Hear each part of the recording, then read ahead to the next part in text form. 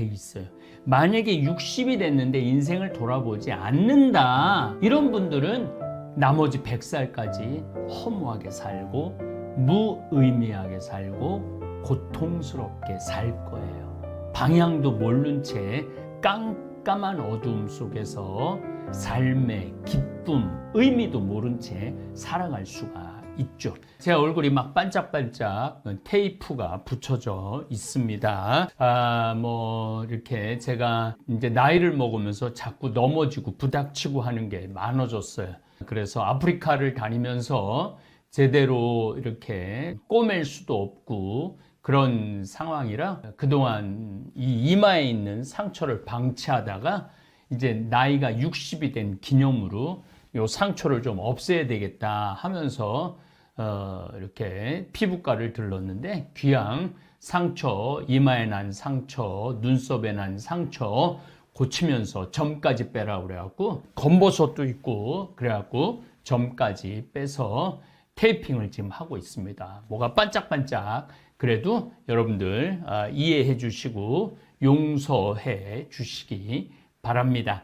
아마 이제 인생이 보통 제가 크게 이렇게 인생을 나눠요. 1살서부터 보통 11살까지, 1살서부터 11살까지는 어린 시기죠. 12살, 초등학교 6학년 때까지를 제가 보기에는 한 시기로 봐요. 한 시기로. 물론 거기엔 뭐 유아기, 뭐 유소년기 여러 가지 구분이 있지만은 이때 사랑을 많이 받고 삶의 경험이 많은 아이들, 특별히 아버지하고 많이 산으로 둘로 엄마하고 맛있는 음식 먹고 이렇게 자란 아이들은 굉장히 밝게 자라죠. 그런데 그때부터 엄마가 비교하고 아빠가 비교하고 뭔가 계속 경쟁적인 거, 어떤 목표를 세우고 아이를 괴롭히면 아이들은 삐뚤어지기 시작해요. 그렇게 한 번 삐뚤어진 애들을 잡는 거는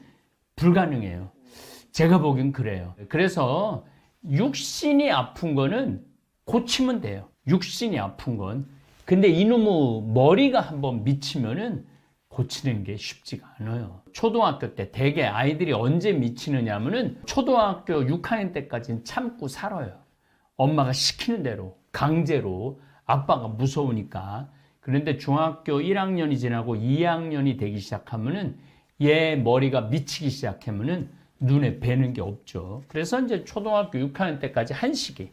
그 다음에 중학교 1학년 때부터 대학교 4학년 때까지를 크게 두 번째 시기로 봅니다. 이때 아이들이 사춘기를 맞이하고 자신의 실력을 갈고 닦을 때죠. 사춘기. 저는 이 사춘기에 대한 이야기를 많은 사람들이 부정적으로 생각하는데 저는 인생의 황금기가 바로 이 사춘기라고 생각해요. 이 사춘기라는 이 한자를 보면 생각사의 봄춘이에요. 생각이 막 피어나는 시기를 사춘기라고 그래요. 이때 고민하고 고뇌하고 토론하고 공부하고 이러는 시기가 사춘기예요. 그런데 대한민국 교육제도 안에서는 너 고민하지 말어. 생각하지 말어. 국어, 영어, 수학 공부해. 그래갖고 이 시기에 가장 소중한 이 사춘기, 생각이 봄이 피어나는 생각이 피어나는 이 시기에 생각을 하지 말라고 그래요. 그래서 고등학교 졸업한 아이들하고 이렇게 대화를 하다 보면은 얘가 등치는 산만한데 이 생각이 없는 애들이 너무너무 많더라고요. 이게 잘못된 시기죠. 그리고 이제 뭐 인간은 3살서부터 5살 때까지 뇌가 막 피어난다 그래. 뇌 성장이 가장 활발할 때가 3살서부터 5살 때라고 그래요. 엄마 이건 뭐야? 엄마 저건 뭐야? 이건 왜 이래? 저건 왜 이래? 그리고 말을 해가 애가 말이 트인다고 그러잖아요. 그게 3살서부터, 빠른 아이들은 2살서부터도 되지만 어쨌든 그 육아, 그 발달 성장 과정에 관련된 책을 읽어보면은 3살서부터 5살 때까지 이때 트이지 않으면은 평생 트이지 않는 경우가 많다라고 그래요. 뇌가 가장 많이 발달하고 뇌가 가장 많이 영양분을 빨아들일 때, 이건 뭐 지금 요즘 반성, 용서, 보속이라는 주제로 강의를 하는데 맞지 않는 얘기지만은 그래도 이건 꼭 여러분들이 알으셔야 돼요. 그리고 이제 저는 이제 중학교 2학년 때 사제가 될 거냐 말 거냐 고민을 했어요. 왜 고민을 했느냐면은 내가 예수님의 십자가의 사랑, 그 거룩하고 아름다운 예수님의 삶을 따라서 살아야 되겠다. 그러기 위해서 그 거룩한 삶을 살기 위해서 내가 적합한 사람인가, 내가 합당한 사람인가 고뇌했죠. 또 세속적인 출세, 또 아주 중요한 어떤 결혼을 포기해야 되고 이런 것에 대한 고민을 많이 했죠. 또 뭐 우리 어머니 아버지를 제가 특별히 많이 사랑을 해서 부모님, 옛날에 저 40년 전에는 신학교를 가는 건 집안하고 인연을 끊는 거예요. 물론 지금도 스님들이 산에 들어가시고 당신의 구도의 길을 갈 때 집안과 인연을 끊듯이 우리 가톨릭 사제들도, 우리 수녀님들도, 수도자들도 부모와 세속과 인연을 끊는 거죠. 그러한 것들에 대한 갈등이 많았어요. 그런데 그게 갈등이라기보다는 고뇌죠. 인생을 한 번쯤 점검해보는 좋은 시기였던 것 같아요.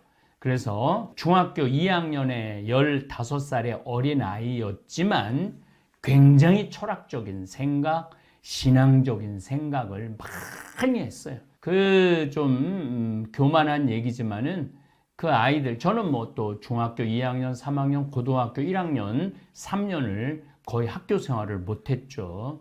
근데 아이들 이렇게 사는 모습을 보면은 아이들이 굉장히 어려 보이더라고요. 친구지만, 동년배지만은 저는 인생을 생각하고 사제라는 그 외길을 생각하고 막 이러는데 애들이 엄마가 통닭을 안 사줬어, 햄버거를 안 사줬어, 그리고 막 오락실에서 막 게임하고 이런 아이들을 볼 때 조금, 그러니까 건늙었다고 표현할 수 있죠. 그리고 아주 중요한 시기, 대학 시기. 더욱이 대한민국에서는 대학을 다니면서 그 다음에 군대를 갔다 오죠. 물론 뭐 다 대학에 가는 건 아니지만은 요 시기, 요 청년 시기도 저는 굉장히 중요하다고 생각을 해요. 중학교, 고등학교, 대학교 시기에는 어떻게 보면 인생을 살아가는 데 있어서 엄청난 에너지를 축적하는 시기예요.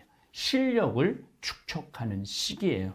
더욱이 이제 저 같은 우리 신부들 가는 길은 좀 남다르죠. 우리 신학교 들어가면은 일단은 특별한 게 기숙사 생활을 해요.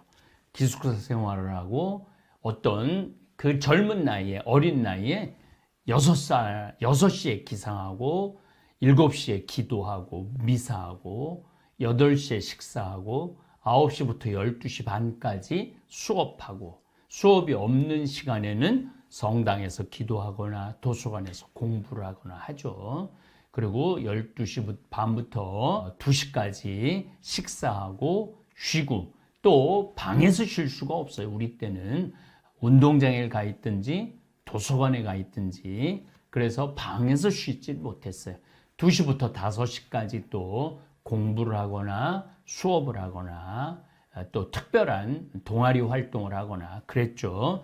또 한 5시 반부터 6시까지 기도, 그리고 6시부터 7시까지 식사, 7시부터 8시까지 또 기도, 8시부터 밤 10시까지 공부를 하거나 기도를 하거나 그랬죠. 그리고 이제 10시 반에 취침을 하고 이런 생활을 6년 동안 했어요. 기숙사 생활을. 일반 육군사관학교도 4년, 일반 경찰대학도 4년 이렇게 하는데 우리는 6년이라는 시간을 그렇게 기숙사 생활을 했어요.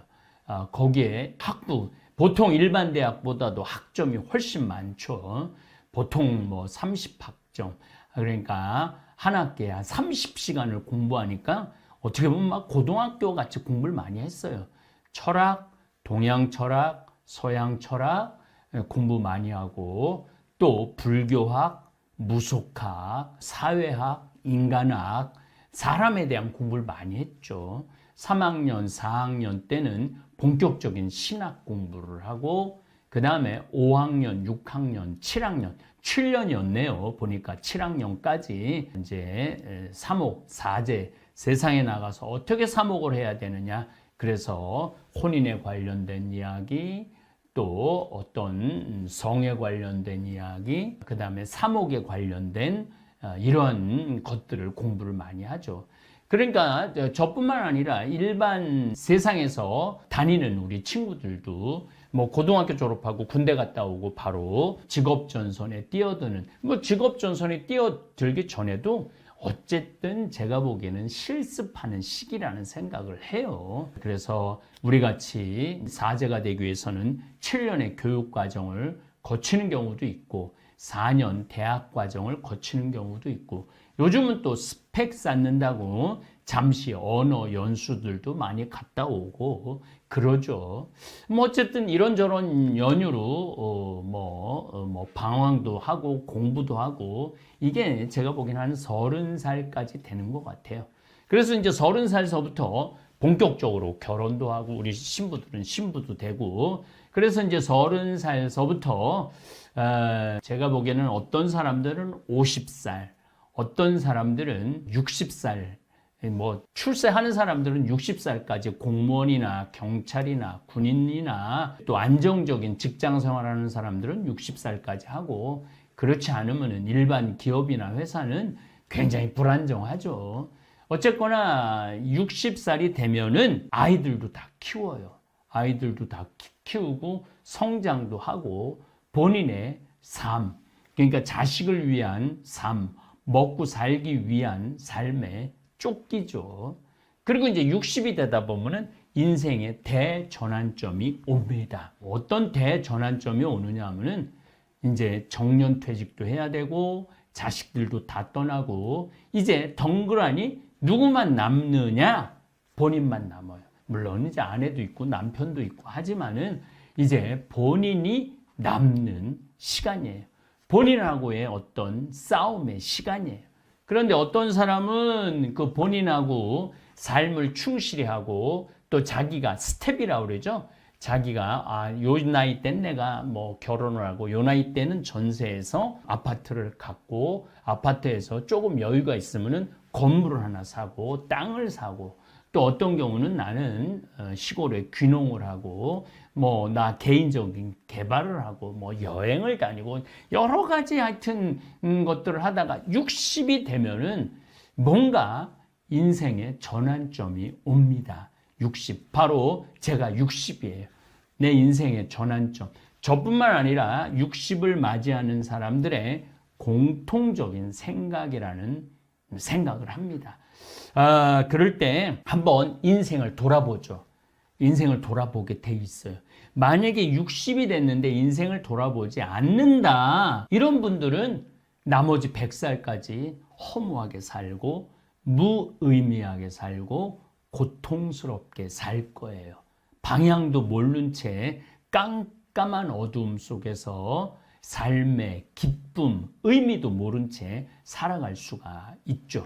그래서 60이 돼갖고 인생을 돌아보는 성찰을, 이걸 제가 성찰이라는 단어를 쓰는데 성찰을 할 필요가 있어요.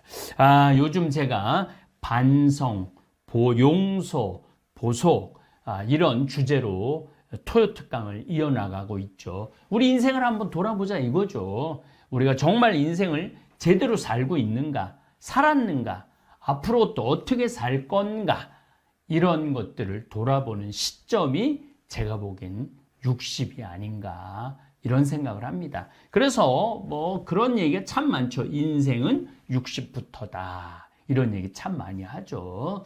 또 제 강의를 듣는 분들의 80%는 55세에서부터 100세까지예요. 그러니까 80%의 내 구독자들과의 공감을 많이 할 수 있을 것 같고 또 나머지 20%도 15살에서부터 55세까지 20세인데 아마 제 강의가 나름대로 공감할 수 있을 거라는 생각을 합니다. 자, 성찰에 대한 얘기를 좀 할게요. 그럼 60쯤 되면은 인생을 돌아보게 되죠. 내가 태어났을 때 어디서 태어났느냐?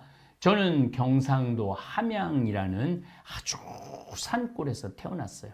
부모님은 아주 부유하지 않았지만은 그래도 논 5만지기를 갖고 농사를 짓고 그저 먹고 사는 아주 순박한 농사꾼이었죠. 부모님은 3남 1녀 중에 나는 막내로 태어났고 어머니 아버지가 특별히 어머니가 제가 65년생이니까 그때 서울로 자식들 교육을 위해서 그래서 이제 저도 7살에 수원으로 올라왔죠. 수원으로 올라와서 수원에서 이제 생활을 하게 됐죠.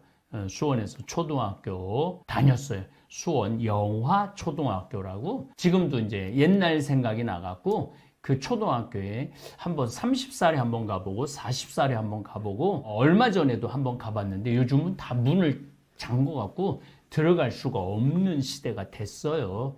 그런데 하여튼 뭐 제가 30에 40에 50, 40까지 가봤는데 그 넓던 초등학교가 그렇게 좁아 보이더라고요. 그 크던 느티나무, 그 다음에 플라타나스 나무들도 조그매 보이더라고요. 참 그러면서 만감이 교차됐어요.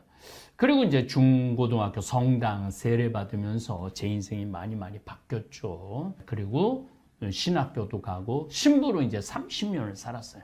근데 이렇게 인생을 돌아보면서 성찰을 해보니까 잘한 것보다 죄가 훨씬 많아요. 정말로 열심히 했던 것보다는 게으른 게 훨씬 많았어요.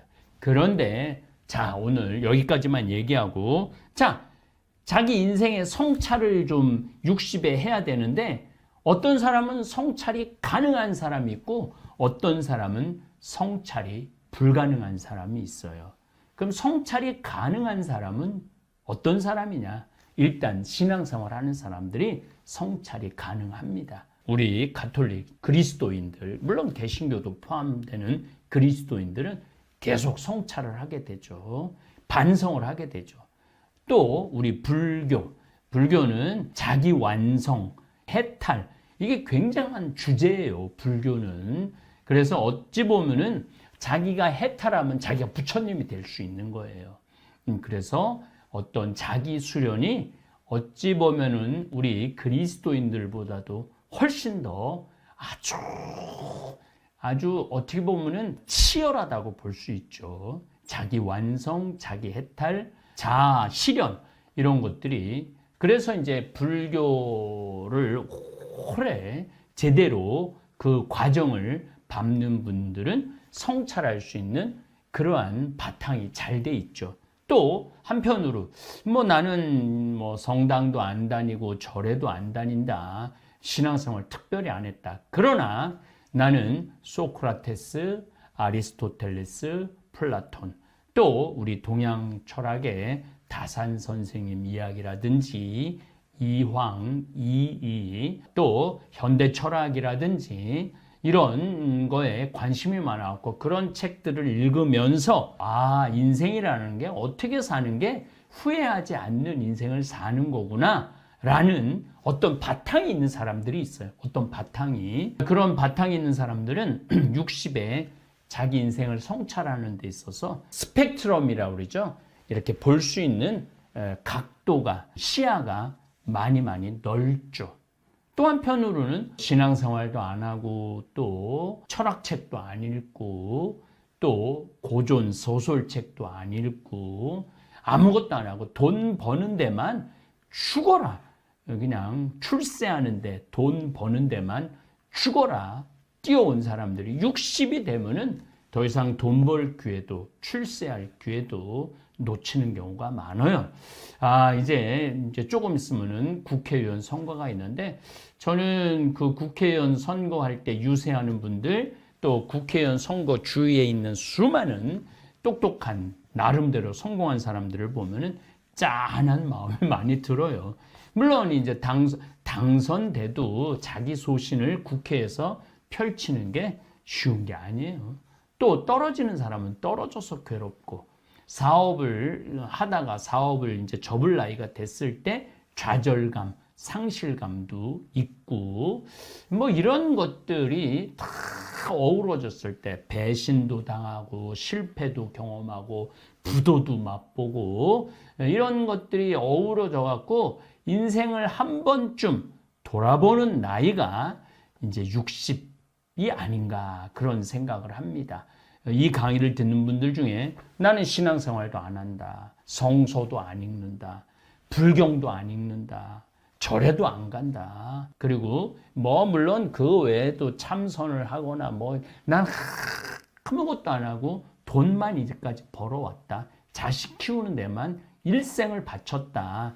나라는 인간에 대한 자아실현이라고 그러죠. 나는 도대체 누구고 나는 어떻게 살아왔고 앞으로 남은 40년, 이제 60 되신 분들은 40년을 더 살아야 돼. 40년이 결코 짧은 인생이 아니에요. 어떻게 보면 인생의 가장 긴 시간이죠. 1살에서부터 초등학교 6학년 때까지 12살. 중학교 1학년부터 대학교 졸업할 때까지 어떻게 보면 17년 그 제2의 인생. 30살에서부터 60살까지 제3의 인생. 60살에서부터 100살까지 제4의 인생이에요. 그런데 이 40년이라는 어마어마한 시간이 남아있을 때 여러분들은 과연 나는 나머지 40년을 어떻게 살아갈 것이냐. 이 나머지 40년을 잘 살기 위해서는 지나온 60년을 성찰할 필요가 있어요. 정말로 성찰할 필요가 있어요. 그리고 나의 인격은 어느 정도인가. 나는 이제까지 뭘 하고 살아왔는가? 무엇을 위해서 살아왔는가? 내가 이제까지 해온 게 뭔가? 이런 것들을 정말로 성찰할 필요가 있어요. 그리고 가장 중요한 성찰은 뭐냐면 내가 이웃한테 잘못한 거, 죄를 저지른 거, 부모한테 죄 저지른 거, 아내한테 죄 저지른 거, 남편한테 죄 저지른 거, 자식한테 죄 저지른 거, 또 사회생활을 하면서 도덕적으로 어긋난 죄 저지른 게 많죠. 게으른 죄, 사기, 도둑, 뭐 이기적인 거 너무너무 많죠. 그런 것들을 한 번쯤 성찰하고 점검할 필요가 있습니다. 그래서 제가 요즘 토요 특강으로 반성, 용서, 조두순을 과연 용서할 수 있을까가 첫 강의예요. 그 사람은 반성하지 않으니까. 그 다음에 용서, 밀양이 전도연 주연의 밀양이라는 주제를 가지고 용서에 대한 이야기를 했습니다. 이제 미션이라는 영화를 가지고 보석이라는 주제를 가지고 강의를 할 때 그럼 뭐하러 지금 60에 돼갖고 반성하고 용서하고 이해하고 화해하고 그래야 되느냐. 이게 한 번쯤 여러분 인생에 정리가 돼야 돼요. 한 번쯤 고뇌해야 돼요. 3개월이든 6개월이든 1년이든 아니면은 자서전을 써보든지 자서전까지는 자신 없어도 난 정말 이제까지 잘 살아왔는가, 후회 없는 삶을 살아왔는가 이런 생각을 하실 필요가 있어요. 그리고 그게 어느 정도 되면은 만족도 있지만 반성해야 되는 부분도 있어요. 저 자신도 참 반성할 게 많은 인간이에요. 반성할 게 너무너무 많은 인간이고 용서를 구할 때가 너무너무 많아요. 하느님한테도 용서를 구해야 되고 부모님한테도 용서를 구해야 되고 또 내가 이제까지 살아오면서 만난 많은 사람들한테 용서 구하고 싶어요. 정말 용서 구하고 싶어요. 너무너무 나약한 인간이었기 때문에. 그리고 이제 용서를 구하고 난 다음에 정말 용서가 어느 정도 됐다면 저는 보석의 삶을 살고 싶어요. 그동안 내가 잘못한 일들, 부족한 일들을 기워 갚는 시간, 그 60서부터 그런 내 잘못을 기워 갚고 보석하는 삶을 살고 싶어요. 여러분들도 그런 시간, 물론 단순히 보석만 남아있으면 우리 인생이 너무 비참하죠. 하루하루를 살면서 만족하고 즐거움을 살아갈 수 있는 그런 삶이 됐으면 좋겠어요. 저는 33살에 담배를 끊었어요. 15살에 담배를 피기 시작했어요. 15살에 담배를 피기 시작해갖고 33살에 담배를 끊었어요. 술은 15살에 술을 먹기 시작했어요. 그런데 59까지 술을 먹었어요. 그야말로 중학교 때 술 많이 먹었어요. 고등학교 때도 술을 먹고 신학교 때 말할 것도 없고 술 때문에 잘못하고 술 때문에 실수한 거 너무너무 많았어요.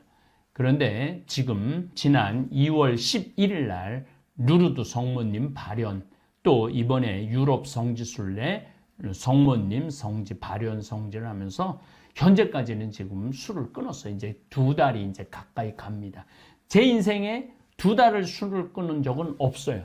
심지어 위암 수술하고도 일주일 지나고부터 술을 먹었어요.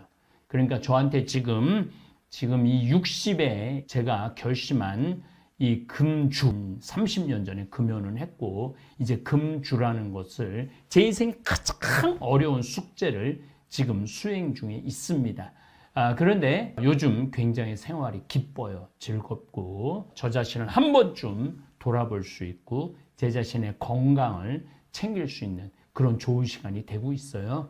여러분들도 욕심을 끊든지 미움을 끊든지 분노를 끊든지 욕정을 끊든지 아니면 나같이 술을 끊든지 뭔가 이 60의 전환점을 맞이하시기를 바랍니다. 자, 이제 우리가 60까지 살아왔다면 1살서부터 초등학교 6학년 그게 한 기야. 그게 12년, 13년이에요.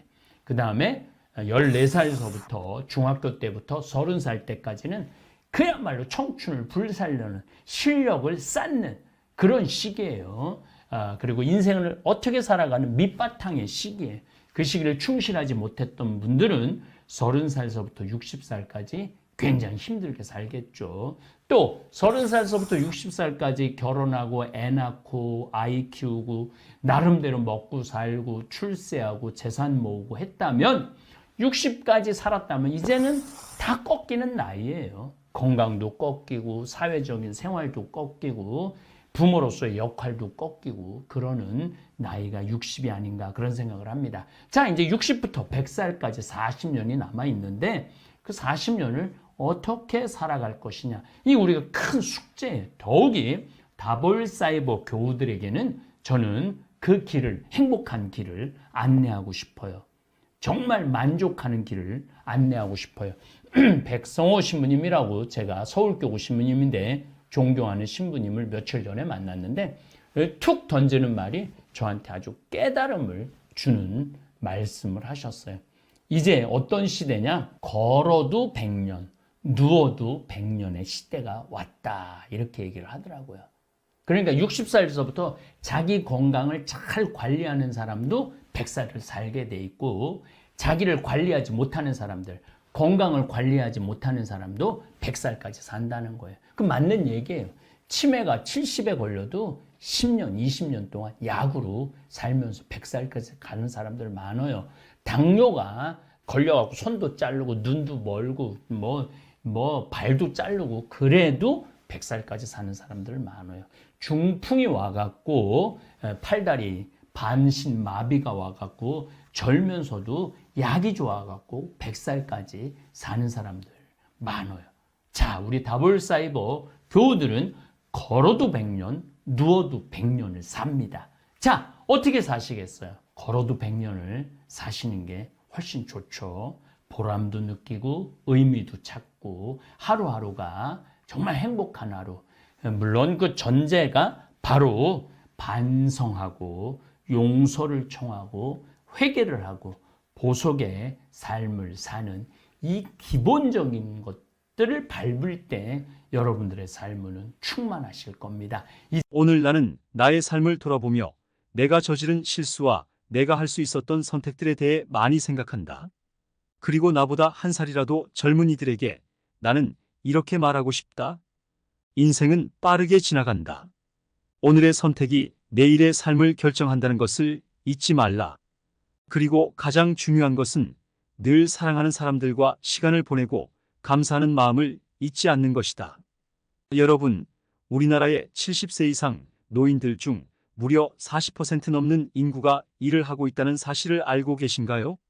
이렇게 노인이 돼서도 일하는 분들은 전부 다 자신이 이 나이까지 일을 할 줄은 꿈에도 몰랐다고 하십니다. 미국에서는 이렇게 늙어서도 일하는 노인들이 충격적이라 뉴스에 나오기까지 했죠. 이렇게까지 비참한 노후를 보내는 노인이 많은 한국이지만 이보다도 더 비참하고 참혹한 노후를 보내는 나라가 있습니다. 영상의 제목을 보고 오셔서 다들 아시겠죠? 맞습니다. 바로 일본입니다. 일본은 우리나라보다 먼저 노인 인구 수가 폭발적으로 늘어났고 심지어 일본의 젊은 세대는 일을 하지 않기 때문에 자식이 부모를 부양하는 경우도 거의 없다고 합니다. 그렇기 때문에 자연스럽게 정신을 똑바로 차리고 자기 몫을 남겨둔 부모 세대는 그나마 편안한 노후를 보내지만 자식을 믿어 내 노후를 돌보지 못하거나 노후 대비를 해놓지 못한 노인들은 정말 비참한 노후를 보내고 있죠. 오늘 나눔 철학에서는 이렇게 비참한 노후를 보내고 있는 일본의 노인들의 모습과 그런 모습을 보고 반면교사로 삼아 어떻게 노후를 대비하면 좋을지 3가지 방법에 대해 여러분에게 알려드리려고 합니다. 비참한 노후를 막는 3가지 방법을 말해드리기에 앞서 먼저 후회로 가득 찬 인생을 보냈던 일본의 한 노인의 사연을 들려드리고자 합니다. 나는 지금 75세 도쿄의 한 조그만 아파트에서 홀로 살고 있다. 매일 아침 오래된 시계가 울리면 깊은 한숨과 함께 하루를 시작한다. 건강 문제는 나를 항상 괴롭힌다. 특히 관절염은 내 일상생활에 큰 지장을 준다. 그럼에도 불구하고 나는 매일같이 파트타임으로 슈퍼마켓에서 일한다. 손님들 앞에서 미소를 지으며 무거운 물건을 나르는 일이 내 늙은 몸에는 큰 부담이다. 경제적인 어려움은 더욱 가중된다. 은퇴 후 받는 연금만으로는 생활비와 끊임없이 쌓이는 의료비를 감당하기 어렵다. 생활을 하며 조금씩 저축만 해도 예상치 못한 건강 문제로 그 돈마저 바닥났다. 어쩌다 한번 늦은 밤 집에 돌아와서는 냉장고를 열어보지만 그 안은 항상 텅 비어 있다. 자식들에게 도움을 요청하고 싶은 마음이 굴뚝 같지만 그들 역시 자신의 가정과 경제적 어려움으로 인해 나를 지원할 여유가 없다는 것을 잘 안다. 나는 그들에게 경제적 부담을 주고 싶지 않아 이러한 상황을 그들에게 말하지 않는다. 대신 건강하다고 잘 지내고 있다고만 말한다. 또한 매일 아침 거울을 보며 나이 들어가는 내 모습을 바라보는 것은 마음이 아프다. 거울 속에 비친 내 얼굴에는 시간의 흔적이 깊게 패여 있다. 그 흔적 속에는 노력과 실패, 기쁨과 슬픔이 공존한다. 하지만 가장 깊은 것은 노년의 외로움과 고독이다. 이제 내 몸은 슈퍼마켓에서의 길고 힘든 하루를 견디기엔 너무 병들었다. 나는 때때로 젊은 동료들과 이야기를 나누지만 그들의 세대와 나의 세대 사이에는 깊은 간극이 있다. 나는 그들에게 경험과 지혜를 전달하고자 하지만 나의 말이 그들에게 얼마나 닿는지 모르겠다. 그럼에도 불구하고 나는 나의 일을 통해 여전히 사회의 일원임을 느끼고자 한다. 집으로 돌아와서는 텔레비전 앞에 앉아 조금의 위안을 찾는다. 하지만 텔레비전 속의 밝은 이미지들은 나의 현실과는 너무나도 동떨어져 있다. 나의 저녁 식사는 간단하다. 때로는 라면이 전부일 때도 있다. 나의 삶에서 사치는 이미 오래전에 사라진 단어다. 하지만 이렇게 힘든 생활 속에서도 나는 여전히 작은 행복을 찾으려 노력한다. 공원을 산책하며 계절의 변화를 느끼거나 오래된 친구와의 전화통화에서 위안을 찾는다. 그러나 이런 순간들도 점점 드물어져 간다. 친구들도 이제 때가 된 것이다. 오늘 나는 나의 삶을 돌아보며 내가 저지른 실수와 내가 할 수 있었던 선택들에 대해 많이 생각한다. 그리고 나보다 한 살이라도 젊은 이들에게 나는 이렇게 말하고 싶다. 인생은 빠르게 지나간다. 오늘의 선택이 내일의 삶을 결정한다는 것을 잊지 말라. 그리고 가장 중요한 것은 늘 사랑하는 사람들과 시간을 보내고 감사하는 마음을 잊지 않는 것이다. 이 글을 나의 유서처럼 남기며 나는 내 삶의 마지막 장을 편안히 마무리하길 바란다. 나의 이야기가 누군가에게 작은 깨달음을 줄 수 있다면 나는 그것으로 충분히 만족한다. 내가 걸어온 길이 후회로 가득 차 있더라도 경험이 다른 이들에게는 빛이 되길 바란다. 내가 떠난 후에도 나의 이야기가 삶의 소중함을 일깨우는 메시지로 남기를 소망한다. 여러분, 어떻게 들으셨나요? 나중에 우리의 삶을 되돌아보면 노년의 나날들이 비참하다고 느껴지는 순간들이 적지 않을 수 있습니다. 하지만 이러한 경험을 통해 비참하지 않은 노후를 보내기 위한 중요한 교훈을 얻어야 합니다. 이제 일본 노인의 글을 통해 얻은 교훈을 생각하며 여러분에게 비참한 노후를 피하는 3가지 방법을 알려드리겠습니다. 비참한 노후를 피하는 첫 번째 방법은 자식들을 경제적 독립시키는 것입니다. 혹시 자식들이 바쁜 일상 속에서 부모님과의 관계를 등한시하거나 그로 인해 상처를 받으신 적이 있으신가요? 그렇다면 자신의 노후는 챙기지 못하고 자식들을 위해 희생만 하는 부모님일 가능성이 높습니다. 부모님들이 종종 자녀 교육비, 결혼 자금, 사업 지원까지 많은 희생을 하며 손주까지 대신 돌보는 모습을 많이 볼 수 있습니다. 이 과정에서 자신의 노후 준비는 소홀히 하게 되죠. 그러나 나이가 들면서 외로움과 허탈함을 느끼고 자녀들로부터 소홀히 대우받는 부모님들이 계십니다. 부모 자식 간의 일이라는 말이 있지만 안타깝게도 늙은 부모님을 외면하는 사례는 자주 들리곤 합니다. 통계에 따르면 성인 남녀 중 상당수가 부모와 돈 문제로 갈등을 겪고 있으며 자녀 독립이 어려워지는 주된 이유로 만원, 비혼을 포함한 사회적 변화와 경제적 여건이 언급됩니다. 부모 세대의 자식에 대한 희생과 무분별한 지원이 리스크로 작용할 뿐만 아니라 자녀들의 경제적 의존은 노후 계획을 무너뜨리기도 합니다. 요즘 세대를 산업화 세대라고 하는데 요즘 세대는 부모보다 가난한 첫 세대라는 말이 있습니다. 많은 교육비를 자식을 위해 쓰지만 자식이 결혼을 하면 집을 팔고 대출까지 받아 집을 마련해 주는 것을 당연하게 생각합니다. 그뿐만 아니라 결혼 후에도 생활비, 사업 자금, 손주 교육비 등의 명목으로 손을 벌리는 자녀들도 있습니다. 이렇게 되면 여유 있게 노후 계획을 세워놨어도 무용지물이 됩니다. 안 주면 안 주는 대로 시달리고 주면 주는 대로 싸움이 나고 부모의 좋은 마음과 행동들이 부모 자식 관계를 악화시키는 경우도 많이 있습니다. 하지만 전문가들은 노후 자산을 너무 쉽게 내어주다가 자칫 부모와 자식 세대가 함께 무너질 수 있다고 이야기합니다. 비참한 노후를 피하는 두 번째 방법은 큰 돈을 현금 흐름으로 바꿔 재산을 보호하는 것입니다. 이를 통해 살아가는 동안 지속적인 수익을 확보할 수 있습니다. 주변에 목돈을 가진 부모와 연금을 받는 부모가 있습니다. 목돈을 가진 부모의 자식들은 시간이 갈수록 부모가 빨리 돌아가시기를 바라는 경우들이 있습니다. 반면에 연금을 받는 부모의 자식은 부모가 오래오래 사시기를 바랍니다. 연금은 살아계시는 동안 계속 받을 수 있으니 오래 살수록 좋다고 생각해서 그렇다고 합니다. 참 씁쓸한 이야기죠. 목돈으로 가지고 있을 게 아니라 안전한 투자를 통해 월세처럼 꼬박꼬박 들어오게 현금 흐름을 만드는 것도 방법입니다. 비참한 노후를 피하는 세 번째 방법은 자녀에게 경제적 지원 계획 및 노후 계획을 명확히 전달하는 것입니다. 경제적 지원에 대해 한정되어 있다면 자녀들도 그 이후부터는 독립심을 가지고 준비하고자 계획할 것입니다. 20살 전까지만 부모님께 지원을 받고 20살 이후부터는 스스로 해결하는 자녀들도 있습니다. 20살 때부터 스스로 벌어서 쓰는 자녀들은 확실히 독립심이 있고 생활력이 강합니다. 때로는 그런 자녀가 안쓰러워 보일 때도 있겠지만 그 또한 앞으로의 자녀 인생의 밑거름이 될 수 있으니 엄청난 일이 생기지 않는 이상 스스로 할 수 있도록 지켜보는 것도 방법일 수 있습니다. 현재 50-60 세대는 자녀 교육에도 쏟아붓는 부모님 봉도 짊어진 세대입니다. 80세를 넘어서면 건강이 급격하게 악화되고 치매 등으로 인하여 보살핌이 필요한 경우가 많습니다. 사회적으로 은퇴의 시기도 다가오는데 노후 준비도 안 되어 있고 부모님 간병 부담을 질 수 있습니다. 부모 간병의 고통은 겪어보지 않으면 알 수 없습니다.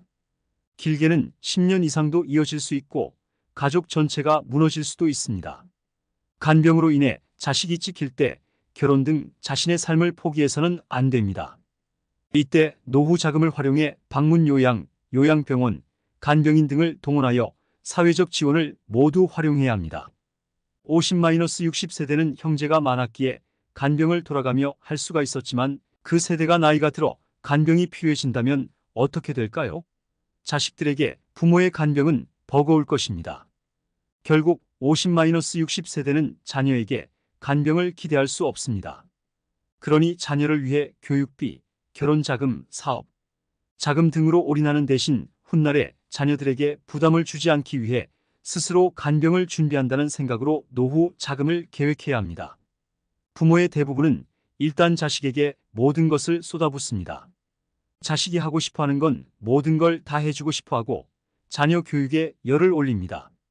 하지만 그것이 진정 자식을 위한 것인지 나의 욕심인지를 생각해 보셔야 합니다.